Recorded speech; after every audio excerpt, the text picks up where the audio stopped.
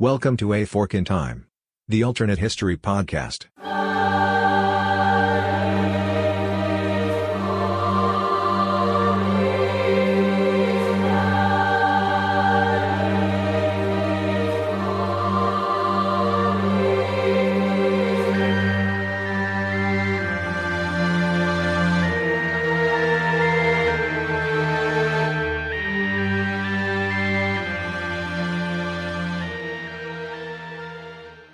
Welcome back to A Fork in Time, everyone, the alternate history podcast. It's Dylan in the host chair tonight, and I have a fine gathering of esteemed gentlemen before me. In no particular order, I've got Robert Koshu. Hello. I've got Evan Buck.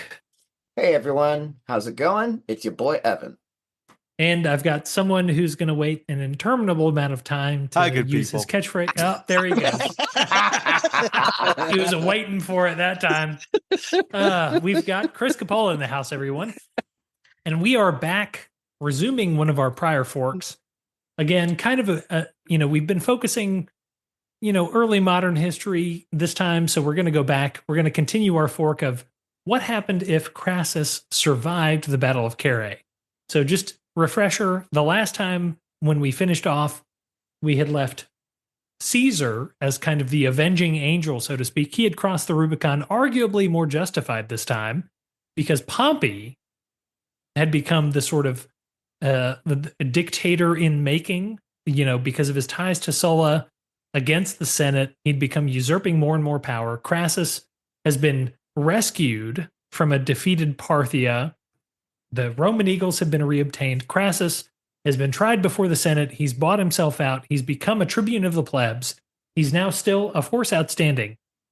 But because Pompey has taken violence against him as a tribune of the plebs, Caesar has crossed the Rubicon, arguably more justifiable in his vengeance against Pompey, and has now reclaimed Rome with the Senate kind of at his back. So we're essentially in kind of a reverse of our understanding of the Roman Civil War, where Pompey had the Senate's backing and Caesar was the aggressor. Now we're more Caesar is the defender of the Roman people with the Senate as his backing, and Pompey is running off to the east to all of his client states in Anatolia. And let's not forget, in the aftermath of Carrhae in our timeline, we had Mark Antony situated as the sort of not formal but de facto governor of Syria, helping to stabilize forces in that region. So that's the situation where we find ourselves, the eve of civil war, basically a three-way, but really it's Caesar against Pompey. So gentlemen, I leave it to you. Where do we go from here? Well, first, it is Caesar versus Pompey. We have Antony in the way we set this up. Antony was sent out to stabilize the situation in Syria, and then Pompey raised forces to assist Antony in prosecuting the war. So you've got Antony in Syria who's got ties to both sides. And I think he's kind of sitting there. I find it fun that we're recording this during NFL free agency, because that's what Antony is. He's sitting there waiting to hear what offer he's getting from Caesar and what offer he's getting from Pompey, and deciding who has the right moral cause that he's going to come down on the side of. And with what we set up with Crassus and what's going on with him, he has enough money to throw around to, get the position that he got so he wouldn't be prosecuted. But this is part of what touches off this civil war in our timeline.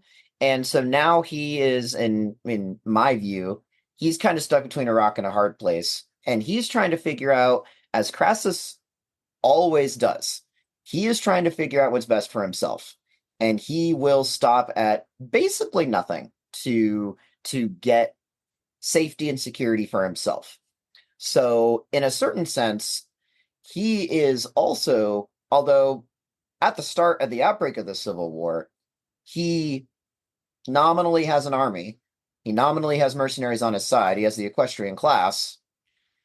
I think he's angling, and I think he's trying to kind of, figure out where the political winds are blowing with his finger. and try and figure out which of the larger sides to throw his support behind, because I think very quickly he figures out that he is not going to be able to win anything on his own.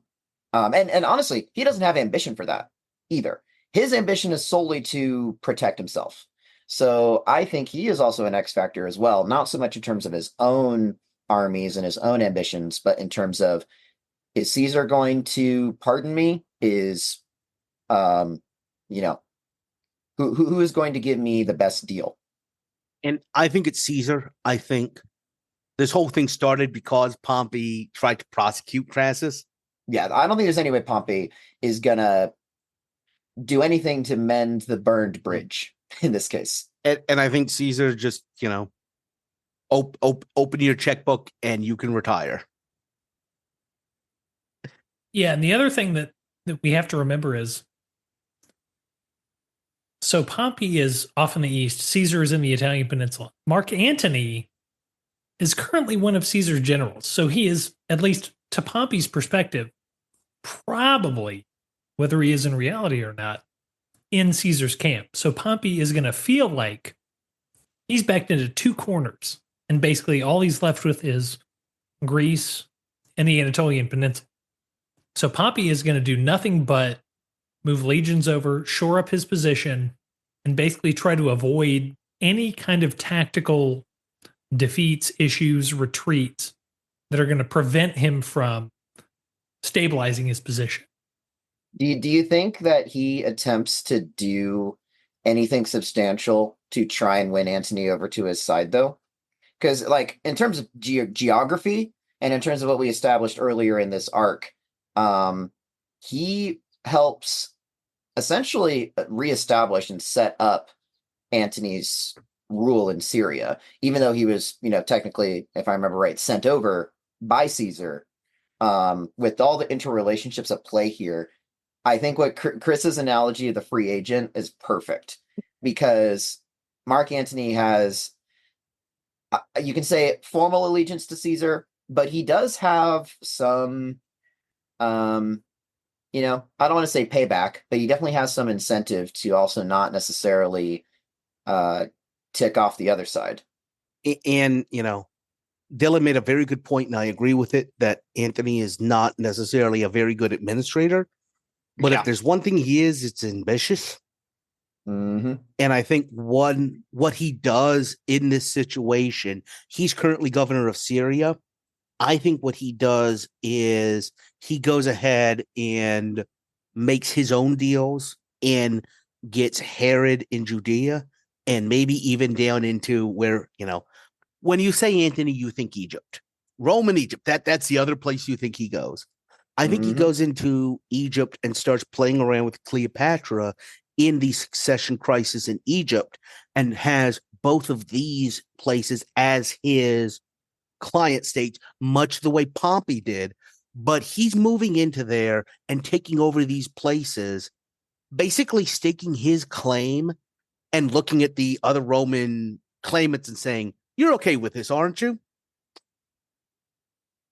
Because this is what I want. So let me do these things." And what are you going to do about it? Like, I could very easily go the other side if you. Yeah. Well, because here's the thing. I think he hedges his bets, and we talked about this because he's in Syria. He wants to. I like your term and phrase there. Play around with Cleopatra, on multiple levels, probably. Yeah, exactly. Yeah, but to get from there to there without having to hop on a ship, and if you do it, you hedge your bets a little bit. Mm-hmm. He decides to march through Roman Judea, and as he does that, he runs across good old King Herod that everybody knows from the Bible. Not the one when Jesus was an adult, but the Herod the Great. Herod the Great. When he was a baby. In the Bibles, was it his father or grandfather? Father. Father, yeah.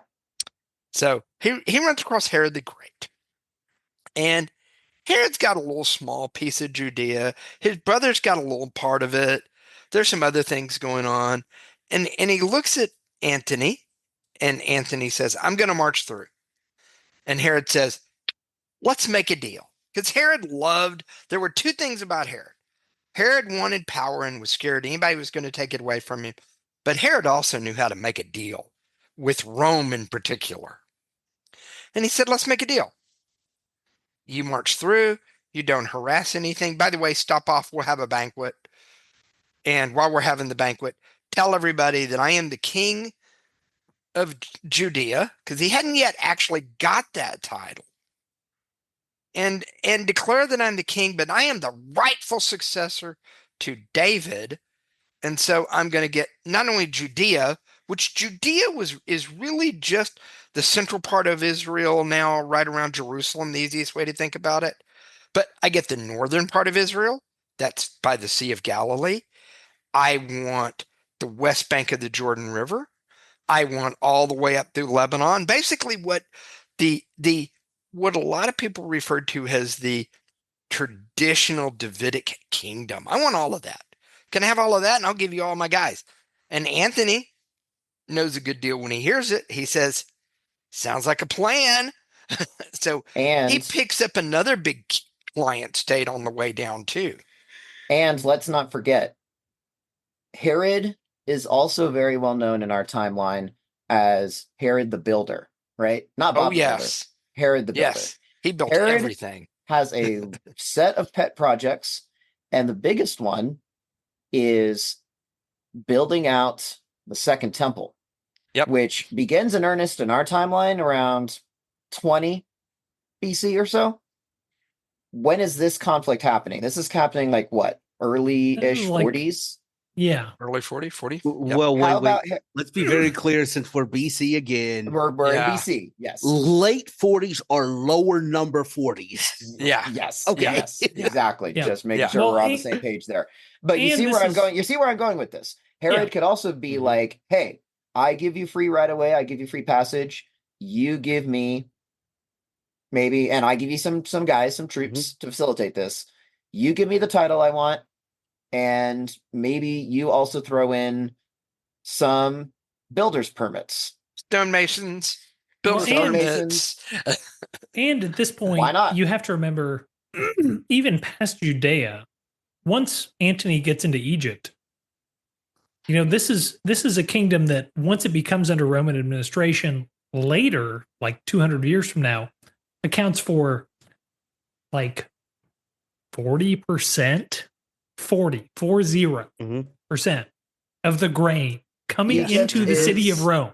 Egypt is the Roman breadbasket. This is the breadbasket. So once, if and once Antony takes Egypt, which we're assuming for this because it's Mark Antony, and he's Mark Antony, and he's a red-blooded Roman male, he's gonna step in on the side of Cleopatra. Don't think I didn't hear that slip there. He's gonna step in on the side of Cleopatra. He's gonna have the entire control of the Egyptian breadbasket of Rome. So Caesar and Pompey, they're not gonna want to touch him. While there's a possibility that one of the other two of them may lose. So Antony's basically got free reign. He can go down gallivanting in Egypt, and then it's just Antony versus Caesar versus Pompey, whoever wins. And Crassus is still doing his political weather vane checking with a sophisticated device of licking his finger and holding it up to the wind. So with this scenario that we have just set up, which is almost a it's three-way civil war, but functionally it's still a two-way. It's a two-way civil war. Yep. Crassus is in Caesar's camp surviving, and Antony's on the fence. Antony's not neutral. Antony's not involved. He's neutral. So where do we see the winds blowing from here? Well, I look at it this way. What Caesar can offer Antony Anatolia. He says, you can take over, Pompey's possessions in Anatolia, and we'll just squish him in the middle. What does Pompey have to offer Antony? Well, he he has the same thing to offer, but I think he also there's a hard element to quantify of Pompey's familiarity with the East. So not only does he have his client states in the East, but he also has his familiarity with, the sort of northern Anatolian kingdoms of Mithridates, who were constantly a thorn in the Roman side.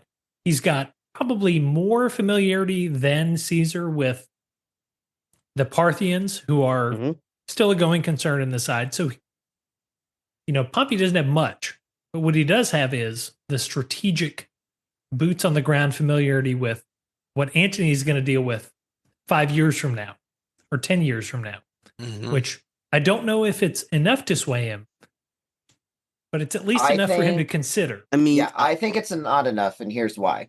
We have Caesar crossing the Rubicon in this timeline, and we have Pompey basically starting to become, I would say, more politically radioactive. As I noted in the last podcast, he has megalomaniacal tendencies. And although he was the champion of the Senate, I think the Senate also quickly realizes that this guy has got intentions that are not lining up with ours anymore. So I think we have most every incentive, in my view, from Antony's side and from Crassus's side and the Roman Senate, formally, because, of course, Pompey is still going to try and claim to support the status quo and the rule of law and all these sorts of things. But I think when it comes to the actual pen to paper parchments and the realities of the situation on the ground, me personally, I don't think there's much of any reason for both Crassus and Antony to ultimately side with the upstart defender and champion of the people in Caesar.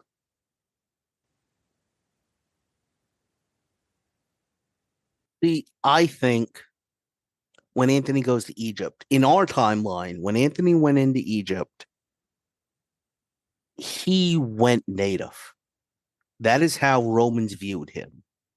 And that is how Romans, to some extent, in the scenario you're setting up, that's how Romans are going to view Pompey.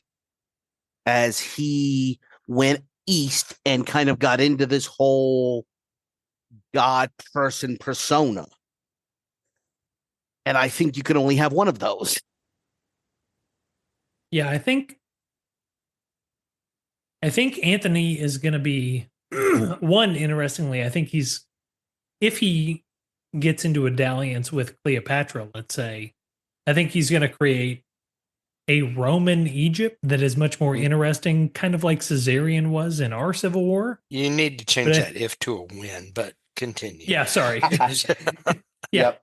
When he gets a dalliance with Cleopatra. But I think because the Roman breadbasket is so tied to Egypt, I think, and also because Antony at this point is not known for being the terrible governor that he is in our timeline. I think Caesar and Pompey are both going to judge him with kind of a wary eye, but kind of a potentially friendly eye because of various reasons. Caesar, because Antony's one of his commanders. Pompey, because he's got a bunch of his troops. I think Antony's in the perfect position to sit things out. And then I think Caesar and Pompey just kind of go at it kind of like they do in our timeline, where it's, they have a couple of battles along the Grecian coast, naval battles, military battles. I think the long story short of it ends with Pompey, to be perfectly honest, I think it ends with Pompey in defeat after some battles with Caesar in the Senate, because Caesar's such a military commander and now he has the Senate on his side. I think Pompey gets trapped in a corner. He gets one or two defeats, and the client states just read the writing on the wall. They decide that it's not going well for them. So they're going to either pick the Roman Senate and Caesar, or they're going to say, I'm not going to completely hedge my bets. I'm going to go with Antony and go down south and then just leave it at that. Yes, that I think is very likely. Or Caesar finally finds a use for Crassus. He finds a way. He is the wild card. He is a wild card here. And we discussed this, kind of in setting up, pre-recording of what ultimately happens to Crassus, and we'll get there in a minute. But I think in terms of it with this conflict breaking out, to keep Crassus, I don't necessarily want to say keep Crassus in line, because let's be honest, Crassus is almost as non a factor as you can get at this point. Yeah, he's rich. He might have a few troops, but as a actual, does he have any political capital? No, because as we established in the first part of this episode, he magnificently messed up. They've had to mop up his mess. Antony had to be sent to mop up his mess. What I think he is still useful for is throwing around some money, throwing around some incentives for some of the recalcitrant Pompey client states to maybe have second thoughts. And if they aren't already incentivized in terms of how the political winds and the military winds are blowing, they can sweeten the deal a little bit, especially if, Caesar and, well, I wouldn't say Caesar, Crassus has a better finger on the pulse of what is going on over in that area. And he can say, hey, why don't you join us? We're the upstarts and we're the ones who are going to be. So you're either for us or against us. It's like John Kerry. I was for it before I was against it. Only in reverse. They're against and now they're going to be for. Maybe that's what happens. I think I like it, but I think it's just stay out of this. Just stay out of it. Just stop supporting Pompey. That's an easy enough ask. To actually betray their client is a little... Might be a little bit too big of a bridge to cross. Acquiescence is different from betrayal. I think for the maybe Roman at this clients. stage, But that's easier to convince. That makes the war in and of itself. I was going to say that makes it a lot easier because they're just kind of standing down, or we're raising our sword. We're not fighting. We're fighting for Pompey. Yeah, not really. We're just going to run away the other direction. And that's all. We're just that is all Caesar wants. That's all really Caesar needs and wants. And that then gets into the Roman client system and what happens too. Because if Caesar beats Pompey, which it seems like it's going, then that leaves all of Pompey's client states up for grabs in terms of who's going to get him in the aftermath. Is it Caesar? Is it Antony? Is it Crassus by some weird gift of the pocketbook? All of that. I think to a certain extent, while I was talking about the power of Crassus's pocketbook, funds are not unlimited. So however much are expended in this conflict or war, political capital is going to be down. His political capital is going to be down even worse. Remind me, because Chris, I know you mentioned this in the pregame. How old is Crassus at this point? I don't think I did, but he's in his early 60s. He is starting to get up there in terms of age. And he's thinking more about retirement, I think. And after what happened, nobody will follow him. Well, and nobody's going to follow him. Is a 60-year-old? Go ahead. In the aftermath of Carrhae, the only one of Crassus's sons who survived is a legionary of Caesar's. Precisely. So Crassus's heirs, there's only one, and there's only one camp he's naturally going to go with. And so, with this all in mind, then I think we end up having a Caesarian victory, a Caesar section, I guess you can call it. Dylan literally just he cannot comprehend this right now. Nope. I think we might have an episode title there. No, we don't.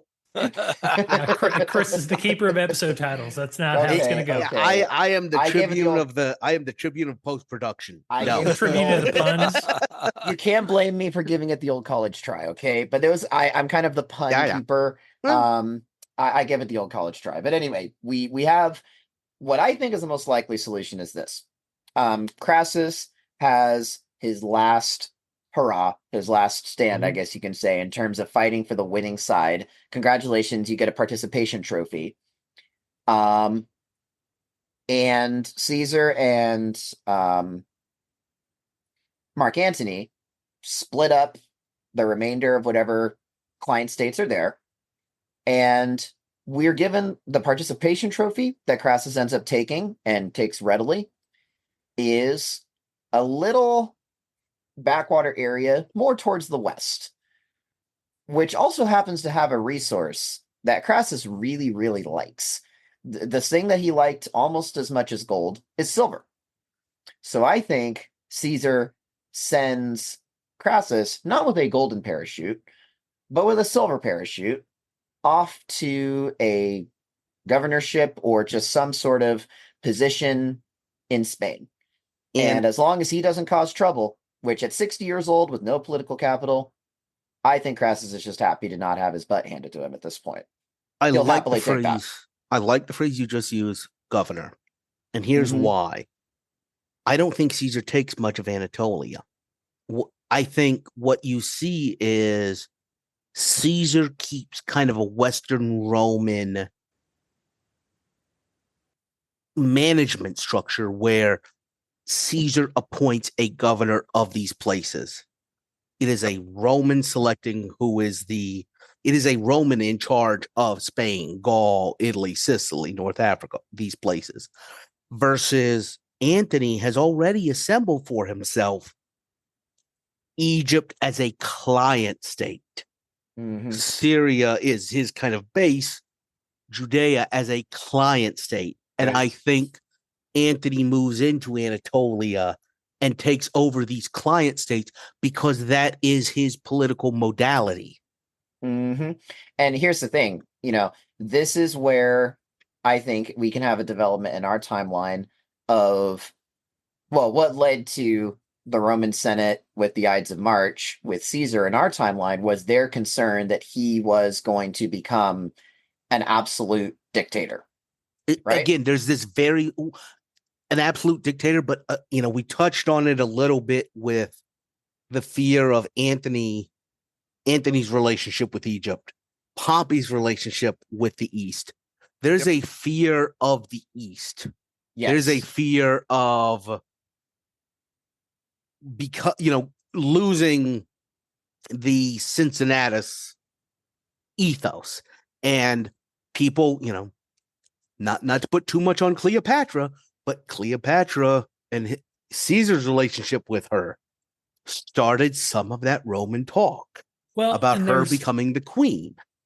There's also a factor among Roman generals that, this is the age of Alexander the Great. This is, Caesar was openly, admittedly, of Alexander the Great. He said, how am I going to live up to Alexander the Great? He conquered the world at 32 when I have only conquered Gaul at 40 or whatever it was. You get paraphrase. So there's a Roman predisposition towards the history of the East that's going to exist. You've got a Caesar that's now essentially, with a couple of allies, riding astride everything from Roman Spain to the eastern side of the Adriatic, versus Antony, who is, much more admittedly, in our timeline, kind of an autocratic ruler in the style of Alexander the Great over the former Ptolemaic dynasty of Egypt, a former general of Alexander's. The remnants, what he can get of the Seleucid Empire, Seleucus, a former general of Alexander's. The remnants of Anatolia, also descendants of the claimants of Alexander. So you're going to have this very interesting West versus East, Caesar as a representative, at least for now, maybe not later, but a representative for now of the Roman Senate, the Roman system, versus Antony, this kind of, like Chris said, he's gone native. This representative who has a very valid claim via his son, who is the descendant of the Alexandrian Ptolemaic throne, to all of this Eastern theater stuff. And remember, the Seleucids were who the Maccabeans revolted against as well. Yep. So there is a big, real, I guess, incentive. There's a lot of reason for the West to fear the East in this setup. I would say, and I do find this one thing interesting. What do we think happens to what we know as Greece? So I think this may be Caesar, but I'm open to hearing what. Yeah, I think just because of the historical ties between like Greece proper versus Anatolia, you know, this sort of, to use an ancient metaphor, the Trojan side of Greece. Mm-hmm. I think Greece proper probably sticks with Rome, whether it's in a client state or Caesar incorporates it because his legions are there into a sort of more formal proconsul governorship. Mm-hmm.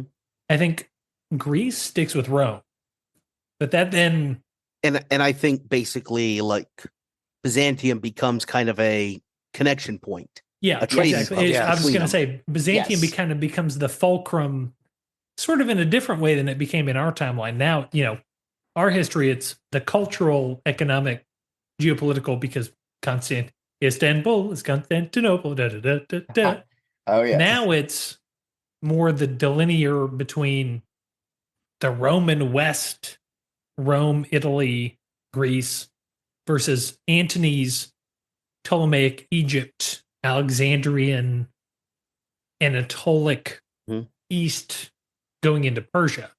And I think that sets up a really interesting kind of dichotomy between, 300 years before in our timeline it happened, the Roman West versus the Egyptian Greek East.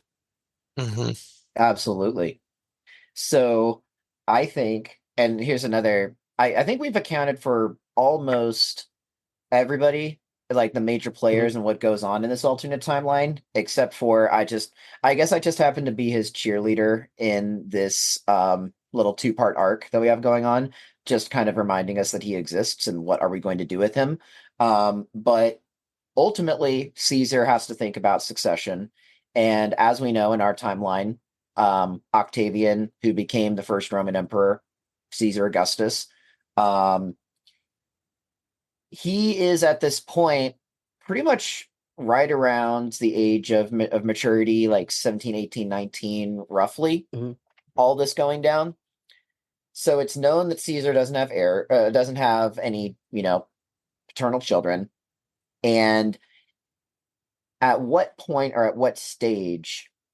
Well, I guess there's kind of two main questions to answer. First of all, do we assume that Caesar takes on more of that kind of role that the Romans, that the Senate feared in our timeline, which was of a god emperor?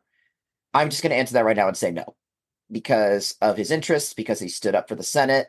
Once again, Pompey was the guy who was threatening to become that megalomaniacal god emperor. So I think the Roman Republic, as flawed as it is, as flawed as the model is, I think it stands to kick around for at least a few more years. That model, because Caesar kind of owes the Senate owes Caesar, and Caesar owes the Senate in certain ways.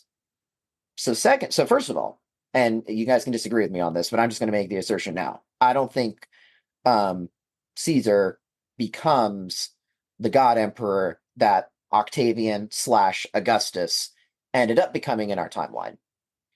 Secondly, where does that leave our good friend Octavian? Like, how long do we think, because there is no Ides of March here, Caesar is not going to get a tu brutade. How long does he kick around? If / when does his heir end up becoming rising to any degree of prominence? So I think first, I agree with you that Caesar, there's an argument to be made that Caesar wasn't necessarily even trying to become a dictator.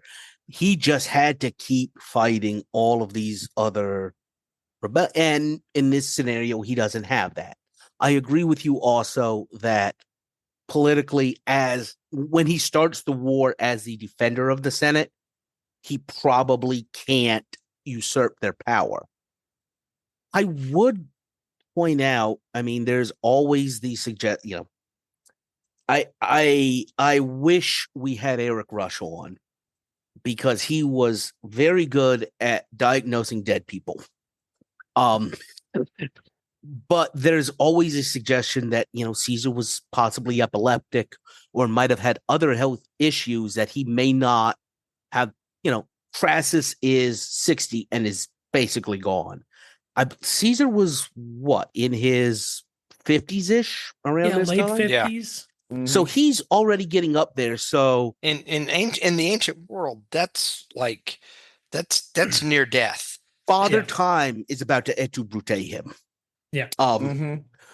And I think what you would see is, I actually think one of the reasons that Octavius was so successful is he wasn't necessarily a general, even during the Civil War. He was an administrator. He let the generals do their fighting, and he made sure they had their resources. I'm interested in thinking about Octavian not even taking any kind of formal position, but I think Octavian might be the kind of person who could write the Republic. Yeah. I could see that. Who could separate the fighting powers of the important houses fighting each other, the equestrian orders, the plebeian orders, and could be a founding father of a new Rome. Of a revived almost Roman Republic. Yeah, or at the very least coming up with a less toxic version of the second triumvirate in our timeline, where he instead of a domineering force, it was, Octavian plus Crassus, and then Crassus's son as the equestrians, and then somebody from the plebs. Because Octavian would have known him because his son was fighting with Caesar. Exactly. Mm-hmm. Yeah. And I just to throw this here, because we mentioned it on the health side. I'm reading this really interesting article, which we may want to put in the show notes later, of how Caesar kind of actually probably had incentive to promote himself as epileptic, because the Romans actually believed that was a sign from the gods. It was a sign from the gods, yeah. holy visions. Like, it helped to bolster his public profile. But there is potential evidence from, again, the best source, the most trustworthy source ever, History Channel, history.com, basically saying that he might have actually had some sort of like genetic defect or predisposition towards cardiovascular disease. So even though he was very physically fit into his 50s at the time of his death, his father like kind of just dropped dead, basically, like without warning. Yeah, he was very fit into his 50s. But he was in his 50s.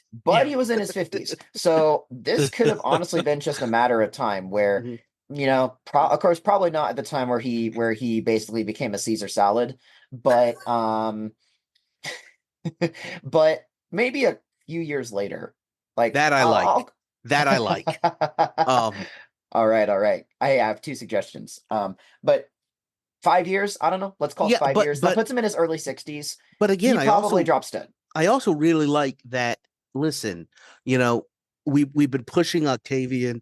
Octavian in our timeline comes to prominence when he is a barely over the line as an adult. He's 19. Whereas he's had command infrastructure. He's had chances to go through the political hierarchy of Rome. Like, he's much more of a known quantity. So the Senate, especially the Senate, not just the Roman army, is going to have a chance to accept him and treat him as this is a guy to reach out for. This is a guy to be on the watch for.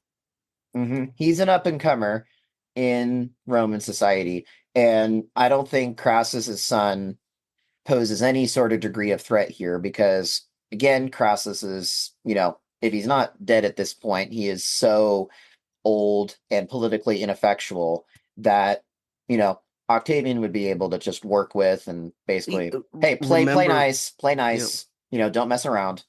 There's an old saying that Caesar being Octavian never ate alone. He in our timeline, he was very good at but spreading the power and spreading the wealth. And he would definitely bring in little Crassus as a representative of the equestrian orders and give him something that, frankly, given what his father did, He probably wouldn't have gotten it on his own, but give him something. Give him literally a seat at the table. Yeah. And keep him on side. Yeah. Octavian, who becomes Caesar Augustus, knew how to keep the political mouths fed, even though he ended up becoming the Roman emperor, establishing the Roman Empire. He still had, in terms of a practical delegations of duties sort of sense, he was really good at that. He was an administrator. Yep. Yes. Exactly. All right. Well, I think this is about as good a point. Oh, sorry. To wrap it up, I do think, Anthony, I think Anthony renames just as a nice little thing. Alexandria is now Anthony. Yes. He wants to take on that title. He wants to take on that legacy. So I think as we kind of start wrapping it up here, just kind of taking a step back and looking at a high level overview of where we left ourselves off. We have Caesar basically winning the Civil War. He is able to kind of consolidate power in the western side. We have Mark Antony on the eastern side, and Crassus just kind of going off into retirement on a Spanish via. That sets up Octavian pretty nicely for whenever Caesar probably drops dead in his early 60s. And we have what seems to me, and maybe I think this is an assertion I can safely make based on what we've established here as we wrap up. I think we have sown the seeds of potentially an earlier schism, an earlier split between West and East that we do not have in our time, in the timeline that played out here in reality. Because Mark Antony is, and in fact, maybe he even calls it, Alexandrian Rome or whatever. So yeah, formally, it's still part of the Roman Republic. But I think he and whoever follows him has much incentive to try and stake out their own destiny in a sense. And I think he keeps the grain flowing. Yep. And Octavian is very happy with that. 100%. Grain and circuses. Keep it coming, boys. So I think that's probably a pretty good place to end things off and wrap up this arc. Unless there's anything else from anybody else who wants burning deep down last minute thoughts. All right. Well, thank you guys for listening to another very interesting episode of A Fork in Time. And as always, we have our website, our emails, we have our Discord. If you have any disagreements or any additional things you'd like to add to this, we so value and cherish all the people who are keeping our community popping and buzzing and active. It shows that there are people who are actually listening to what we're putting out, and fellow amateur historians like us who are just as interested in all things weird, wacky, wonderful, and historically nerdological. So, as we always like to end off here at A Fork in Time, if we happen to stumble across a fork in time, what, pray tell, do you fine gentlemen think we should do with it? Have to take it. Gotta take it. Thanks so much for listening. See y'all later.